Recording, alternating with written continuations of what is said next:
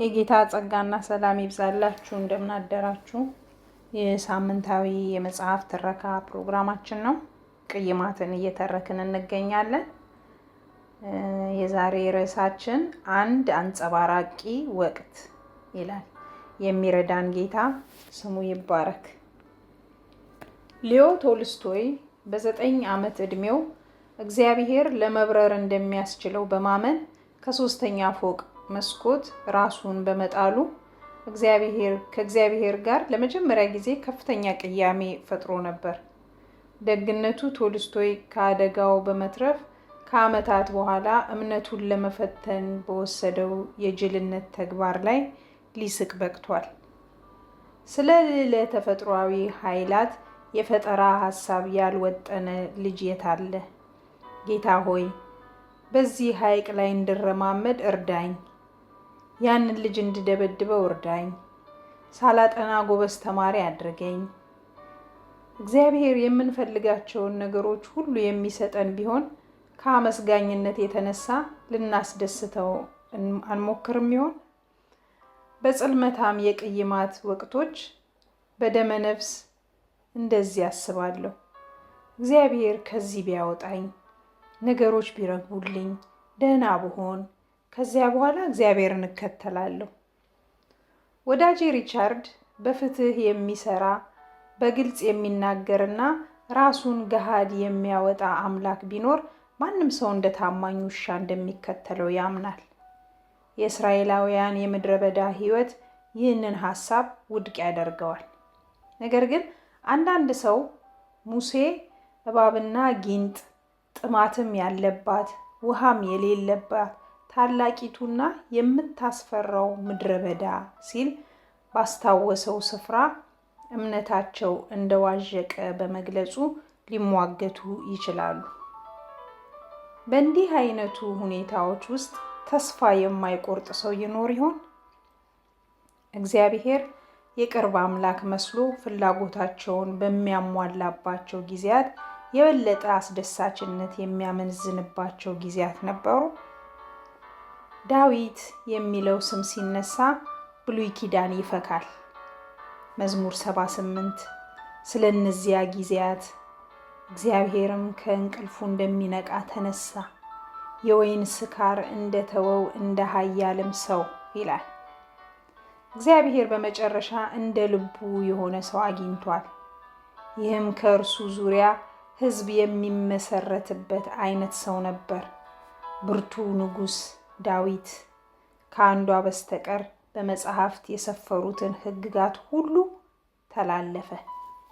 ያላፈረሳት አንዷ ሕግ አምላኩ እግዚአብሔር በሙሉ ልቡ ሐሳቡና ነፍሱ መውደዱ ነበር። ዳዊት የእስራኤል ንጉሥ ሲሆን የቃል ኪዳኑ ሕልሞች የኋሊት ተጎተቱ። የዳዊት ልጅ ሰለሞን ከዙፋኑ ላይ ሲወጣ እግዚአብሔር መሰናክሎችን ሁሉ አስወገደ። ልጆች በሕልም ብቻ የሚመኙትን ነገር ሰለሞን አገኘው። ረጅም ዕድሜ፣ ብልጽግናና ማንኛውም ነገር ከዙሪያው ተሟልቶ ተገኘ። ሰለሞን ጥበብን ሲመርጥ እግዚአብሔር እንደ ሀብት፣ ክብርና ሰላም ያሉትን ነገሮች እንደ ምርቃት ጨመረለት። ለረጅም ዘመናት በስቃይ የኖረው የዕብራውያን ታሪክ ተለውጦ መረጋጋት በሞላባት ወርቃማ ዘመን ውስጥ ሊጓዝ በቅቷል። ሰለሞን በታዳጊ ወጣትነቱ ከእስራኤል ዙፋን ላይ የተቀመጠው ሰሎሞን ብዙም ሳይቆይ በዘመናት የነበሩት ሁሉ በላይ በብልጽግና ልቆ ታወቀ። መጽሐፍ ቅዱስ በዚያን ዘመን ብዙ በኢየሩሳሌም እንደ ተራ ድንጋይ የበረከተ መሆኑ ይናገራል። በርካታ የንግድ መርከቦች፣ ለንጉሱ የግል ማከማቻ፣ የተለያዩ አስደናቂ ነገሮችን ከሩቅ ሀገር ያመጡ ነበር። ከአፍሪካ ዝንጀሮዎች የዝሆን ጥርስና ወርቅ በብዙ ቶኖች ይሰበሰቡለት ነበር። ሰሎሞን ጥበባዊ ዝንባሌም ነበረው። 1005 መዝሙሮችንና 3000 ምሳሌዎችን ጽፏል። የሰሎሞንን ጥበብ ለመስማትና የገነባትን ውብ ከተማ ለማየት የአገር መሪዎች በመቶ ማይሎች የሚቆጠር ርቀት አቋርጠው ይመጡ ነበር። እንዲህ ያለ ገጠመኝ ከነበራቸው ሰዎች አንዷ ንግስተ ሳባ የሚከተለውን ብላለች። ስለ ነገርህና ስለ ጥበብህ በሀገሬ ሳለሁ የሰማሁት ዝና እውነት ነው። እኔም መጥቼ በዓይኔ እስካይ ድረስ የነገሩኝን አላመንኩም ነበር። እነሆ እኩሌታውን አልነገሩኝም ነበር። ጥበብህና ስራህ ከሰማሁት ዝና ይበልጣል። በፊትህ ሁልጊዜ የሚቆሙ ጥበብህንም የሚሰሙ ሰዎችና እነዚህ ባሪያዎችህ ምስጉኖች ናቸው። አንተን የወደደ በእስራኤልም ዙፋን ያስቀመጠ አምላክ እግዚአብሔር የተባረከ ይሁን። ይህ እንደ መሰነባበቻ ገጸ በረከት ለሰለሞን 4 ቶን ወርቅ ከሰጠችው ንግስት የፈለቀ አስደናቂ ንግግር ነበር። በእነዚያ ሰላማዊና አስደሳች ጊዜያት የእግዚአብሔር ስሜት እንዴት ያለ ነበር! እፎይታ፣ ደስታ፣ እርካታ። መጽሐፍ ቅዱስ ለእነዚህ ሁሉ ፍንጭ ይሰጣል።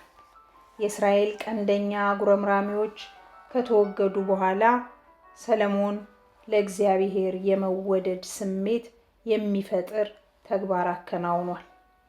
ሰለሞን የመንግስቱን ገንዘብ በ200,000 ሰራተኞች በተገነባና ከዓለም አስደናቂ ነገሮች እንደ አንዱ ሆኖ በተመዘገበው የቤተ መቅደሱ ስራ ላይ አፈሰሰው። ቤተ መቅደሱ እንደ ጥጥ አዝመራ ከርቀት ያብረቀርቃል። ሰለሞን ቤተ መቅደሱን ለእግዚአብሔር አሳልፎ በሰጠበት ዕለት የብሉይ ኪዳን ታሪክ ከላቀ ደረጃ ላይ ደረሰ።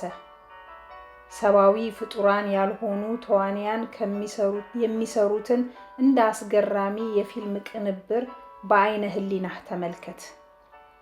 በኢየሩሳሌምም የተፈጸመው ይህንኑ የሚመስል ነገር ነበር። የኢየሩሳሌሙ በተወሰኑ ስልጡን ተዋንያን ከመድረክ ላይ የቀረበ ካለመሆኑ በቀር በሺህ የሚቆጠሩ ሰዎች በታላቅ ህዝባዊ በዓል ላይ ተገኝተው እየተመለከቱ ነበር። የእግዚአብሔር ክብር ቤተ መቅደሱን ለመሙላት ሲወርድ ካህናት ሳይቀሩ ከክብሩ ነጸብራቅ የተነሳ ወደ ኋላ ተመልሰው ነበር። እግዚአብሔር የሰለሞንን ቤተ መቅደስ በምድር ላይ የሚያደርገው እንቅስቃሴ እምብርት እያደረገው ስለነበር ህዝቡ በግብታዊነት ተጨማሪ የ2 ሳምንታት በዓል ለማድረግ ወሰኑ። ከነሐስ መድረክ ላይ ተንበርክኮ ሰለሞን እንዲህ አለ፣ ለእስራኤልም አምላክ ለእግዚአብሔርም ቤት ሰራሁ። ከዚያም በአድናቆት ተሞልቶ እንዲህ ብሏል፣ በውኑ እግዚአብሔር ከሰው ጋር በምድር ላይ ይኖራልን? እነሆ ከሰማይ ሰማያትም በላይ ያለው ሰማይ ይይዝ ዘንድ አይችልም። ይልቁንስ እኔ የሰራሁት ቤት እንዴት ያንስ!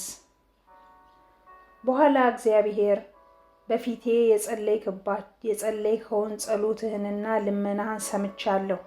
ለዘላለምም ስሜ በዚያ ያድር ዘንድ ይህን የሰራኸውን ቤት ቀድሻለሁ። ዓይኖቼና ልቤም በዘመኑ ሁሉ በዚያ ይሆናሉ ሲል ምላሽ ሰጥቶታል። እግዚአብሔር አድርጎታል። እግዚአብሔር ለአብርሃምና ለሙሴ የገባቸውን የተስፋ ቃሎች በመጨረሻ ከፍጻሜ ደረሱ። በዚህ ጊዜ እስራኤላውያን መሬት አስተማማኝ ዳርቻ የነበረው አገርና የሚያንጸባርቅ የእግዚአብሔር መገኘት ተምሳሌት በመካከላቸው ነበር። በዚያ አስገራሚ የቤተ መቅደስ ምረቃ ላይ ተገኝቶ ሲያበቃ እግዚአብሔርን ሊጠራጠር የሚችል ሰው አልነበረም። ሁሉም ሰው የመገኘቱን እሳት ደመና ተመልክቷል። ይህ ሁሉ የሆነው እባብና ጊንጥ በሞላበት ምድረ በዳ ሳይሆን ወርቅና ብር በጠገበች አገር ነበር። የሰው አእምሮ ሊገምተው ከሚችለው በላይ ሁሉ ነገር የተከናወነለት ሳለ መጀመሪያ ሰለሞን እግዚአብሔርን በአመስጋኝነት የሚከተል ይመስል ነበር። በአንደኛ ነገሥት ምዕራፍ 8 የጸለየው ጸሎት እስካሁን ከተጸለዩት ጸሎቶች ሁሉ የላቀ ግርማ የተላበሰ መሆኑ ግልጽ ነው። ይሁንና በንግስናው መጨረሻ አካባቢ ሰለሞን ከሞላ ጎደል ሁሉንም ነገር አባክኗል። የፍቅር ቅኔዎችን የተቀኘው የጥበብ ሰው ከብዙ ሴቶች ጋር የፈቃደ ሥጋ ግንኙነት በማድረግ ሪኮርዱን ሰበረ። 700 ሚስቶችና 300 ቁባቶች ነበሩት። ሰፊ ግንዛቤ የሚያስጨብጡትን በርካታ ፈሊጣዊ አነጋገሮች የጻፈው ሰውዬ ወደር በማይገኝለት መልኩ ተላልፏቸው ተገኘ። ለእግዚአብሔር መቅደስ የሰራ ሃይማኖተኛ ሰውዬ አረማዊ ሚስቶቹን ለማስደሰት ሲል የመጨረሻውን አስከፊ እርምጃ ተራመደ። በእግዚአብሔር ቅድስት ከተማ ውስጥ አምልኮተ ጣዖትን በፈርቀዳጅነት አስፋፋ። በአንድ የትውልድ ዘመን ሰለሞን እስራኤላውያንን ውሎ ለማደር በእግዚአብሔር ላይ ከሚደገፉበት ደረጃ አንስቶ ራሳቸውን ችለው ወደሚቆሙበት ፖለቲካዊ ኃይል አሸጋገራቸው። ይህን ሲያደርግ ግን እግዚአብሔር እነርሱን የመራበት የመጀመሪያ ራዕይ ረሳ። ሰለሞን በሞተበት ዘመን እስራኤላውያን ሸሽተው ያመለጧትን ግብፅን መስለው ተገኙ። ይኸውም በከፍተኛ ቢሮክራሲና በባሪያ ጉልበት ብሎም በንጉሱ ትእዛዝ በሚመራ መንግስታዊ ሃይማኖት የታወቀ መንግስት መሆናቸው የእግዚአብሔርን መንግስት ፍላጎት አጠበበባቸው። ለአጭር ጊዜ በርቶ የታየው የቃል ኪዳኑ ህዝብነት ደብዝዞ እግዚአብሔር ማዕቀቡን ጣለ። ከሰለሞን ሞት በኋላ እስራኤላውያን ለሁለት መንግስት ተከፍለው ወደ መፈራረሱ ተንሸራተቱ። ኦስካር ዋይልድ የተናገሩት ቃል ከሰለሞን ሐውልት ላይ ቢቀረፍ ከሁሉም በላይ ተስማሚ ሳይሆን አይቀርም። በዚህ ዓለም ሁለት አይነት ጭፍግ ገጽታዎች ብቻ አሉ። አንዱ የሚፈልጉትን አለማግኘት ሲሆን፣ ሌላው ደግሞ ማግኘቱ ነው። ሰለሞን በተለይም የኃይልና የስልጣን ተምሳሌቶችን አስመልክቶ የፈለገውን ሁሉ አግኝቷል። ቀስ በቀስ ከእግዚአብሔር ይልቅ በዙሪያው ባሉት ነገሮች ላይ የተደገፈ ይሄድ ጀመር። እነዚህም እጅግ የበዙ ሚስቶች፣ የቤተ መቅደሱ 2 እጥፍ የሚገዝፈው ቤት፣ በሰረገላዎች የታጀበ ሰራዊት፣ የደለበ ምጣኔ ሀብት ነበሩ። ስኬታማነት ከእግዚአብሔር ጋር የመቀያየሙን ቀውስ ያስወገደ ቢመስልም ሰለሞን ለእግዚአብሔር የነበረውን ፍላጎት እስከናካቴው የገደለው ይመስላል። በዓለም መልካም ስጦታዎች ይበልጥ በተደሰተ መጠን ስለ ሰጪው ብዙም ሊያስብ አልቻለም። በምድረ በዳ ውስጥ እግዚአብሔር በእሳትና በደመና አምድ ውስጥ ቀረብ ብሎ በመኖሩ አንዳንድ ጊዜ ኃይሉ በሚያጠፋ ኃይል ተገልጿል። በሰለሞን ዘመን እግዚአብሔር ንጉሱ እርሱን ለሕዝቡ እንዲወክል የበለጠ ስልጣን በመስጠት አጥፊ ኃይሉን የገደበው ይመስላል። በምድረ በዳ በእግዚአብሔር ፍርሃት የተዋጡት እስራኤላውያን ሕልውና በቤተ መቅደሱ ውስጥ ማዕከላዊነቱን ከያዘ በኋላ የእግዚአብሔርን ጉዳይ ቸል ብለዋል። እግዚአብሔርን እንደ ንጉሳዊ ክልል አድርገው ተመለከቱ። ለዚህ ለውጥ ምላሽ በመስጠት እግዚአብሔር ቀስ ብሎ ወደ ሌላ አቅጣጫ ዞር አለ። የመጀመሪያዎቹን 3 የእስራኤል ነገስታት ሳኦል፣ ዳዊትንና ሰለሞንን ረጅም ታሪክ ከብሉይ ኪዳን ገረፍ ገረፍ እያደረግ በማንበብ ይህንን እውነታ ልትረዳ ትችላለህ። ከሰለሞን በኋላ ግን የነገስታት ታሪክ ወደሚዘነጋበት አቅጣጫ እየፈጠነ ይሄዳል። እግዚአብሔር ወደ ነቢያቱ ዞር አለ። የመጽሐፍ ቅዱስ ጥቅሶች ዘዳግም 8፣ ሁለተኛ ሳሙኤል 7፣ አንደኛ ነገስት ከ8 እስከ 10። ጸጋና ሰላም ይብዛላችሁ። ለዛሬ እዚህ ላይ ይበቃናል። የረዳን ጌታ ስሙ ይባረክ። ተባረኩ።